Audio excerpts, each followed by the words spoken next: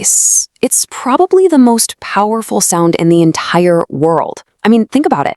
It's the only sound that can start a war, but it's also the only one that can say, I love you.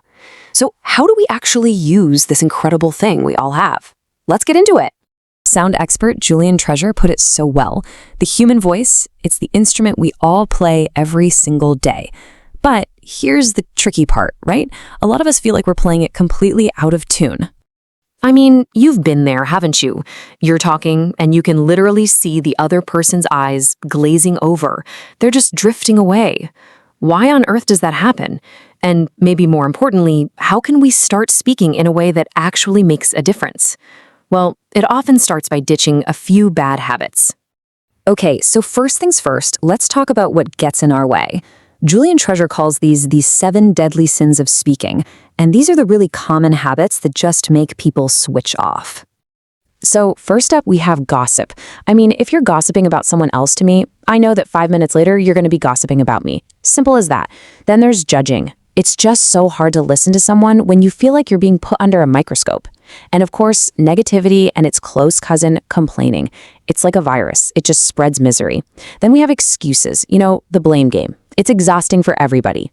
Exaggeration is a big one. It kind of cheapens our language, and it can slide into outright lying really fast. And finally, dogmatism. That's when people confuse their opinions with facts. All of these things, they're like putting up a brick wall between you and the listener. All right, so that's a whole list of what not to do. It can feel like a lot, but here's the good news. There's a really powerful and positive foundation we can build on instead. Instead of worrying about all those sins, let's focus on a much better way to go about it.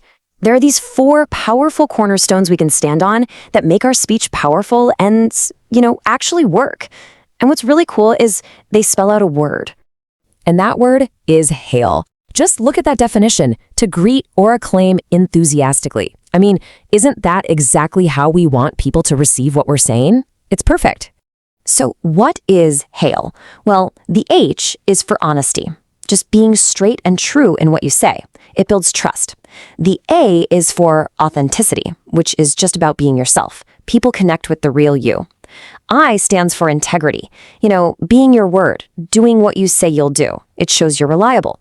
And finally, L is for love. And no, not romantic love, but just wishing people well. Seriously, think about it. It is so much harder to judge somebody when you are genuinely wishing them well. Okay, so standing on that foundation of hail is huge. But that's only half the story. It's not just what you say. To really bring your message home, you've got to master the instrument itself. So let's open up this amazing vocal toolbox that every single one of us has, but almost nobody has ever really learned how to use. First tool, register. You can talk up here in your nose, or you can talk from your throat, which is where most of us are. But if you really want some weight, some authority, you want to speak from your chest. We associate depth with power. It's actually one of the reasons we tend to vote for politicians with lower voices. It's a thing. Next up is timbre. This is basically how your voice feels. And the research is pretty clear. We prefer voices that are rich, smooth, and warm. Like hot chocolate. And hey, if that doesn't sound like you right now, don't worry about it. You can actually improve your timbre with things like better breathing, posture, and a few exercises. Now for prosody. This is one of my favorites. It's the melody, the sing-song quality of your voice. It's one of the main ways we show that we mean something. Because when you speak in a total monotone, it is incredibly difficult for people to pay attention to you. You need that variety, that melody, not just a flat line. All right, let's talk about pace. You can get really, really excited and speak really fast, and it brings a ton of energy.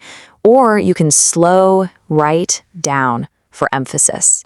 And what's at the very end of slowing down? Silence. Yeah, just a little bit of silence can be so powerful.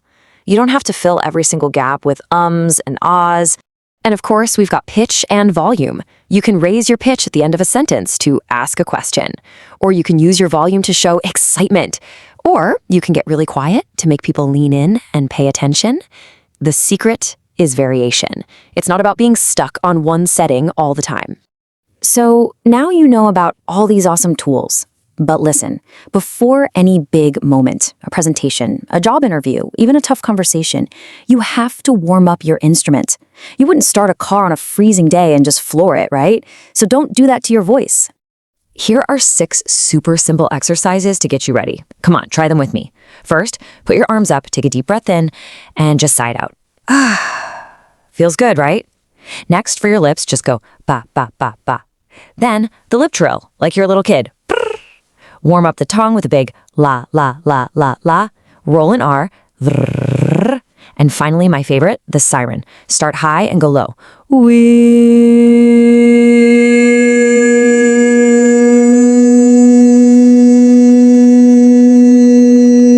Do these for just a minute, and you'll be amazed at the difference.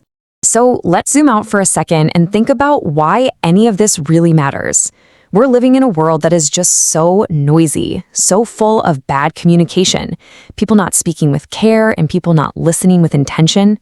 But it absolutely does not have to be this way. Julian Treasure leaves us with this incredible question. Just pause and think about it for a second. What would that world actually be like? A world where we aren't just broadcasting noise at each other, but where we are all consciously creating and consuming sound. You know what that would be? It would be a world that not only sounds beautiful, but one where understanding is the default setting. And that is an idea that is absolutely worth spreading. So here's my question for you. What's one small thing you can change about how you speak, starting today, to help create that world?